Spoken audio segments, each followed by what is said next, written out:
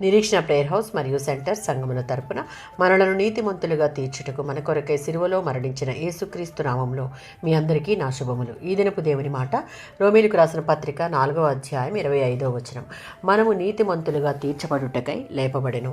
యేసుక్రీస్తు యొక్క జీవము, సన్నిధి, కృప మన జీవితాలలో పనిచేయకపోతే నిర్దోషులుగా అంటే నీతిమంతులుగా ఎంచబడడం అనేది ఉండదు.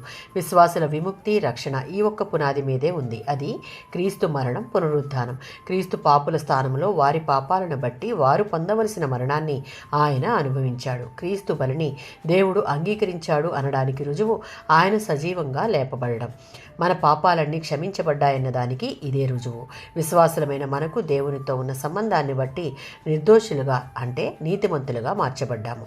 యెషయా గ్రంథం 53వ అధ్యాయం 5-6 వచనాలలో పాత నిబంధనలో యెషయా ప్రవక్త ద్వారా యేసు క్రీస్తు కొరకు ప్రవచింపబడ్డ ప్రవచనం, ప్రభువైన యేసు మన వ్యసనములను వహించెను, మన అతిక్రమ క్రియలను బట్టి ఆయన గాయపరచబడెను అనగా మనము చేసిన పాపములకు ప్రతిగా క్రీస్తు మన శిక్షను తానే భరించి శిలువ మరణం నుండి మనలను క్షమించి దేవునితో సమాధానపరిచాడు.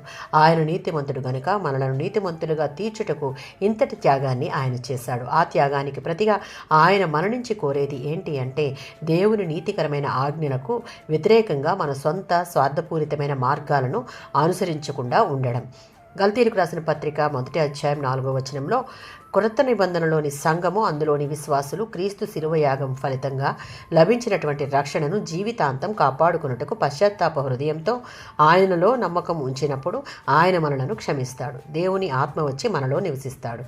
అప్పుడు ఈ లోకాన్ని కాదని దేవుని కోసం జీవించగలిగే శక్తి సామర్థ్యాలు మనకు కలుగుతాయి. తద్వారా దేవుడు కోరుకున్నట్లుగా నీతి న్యాయములను అనుసరించి జీవించగలుగుతాం.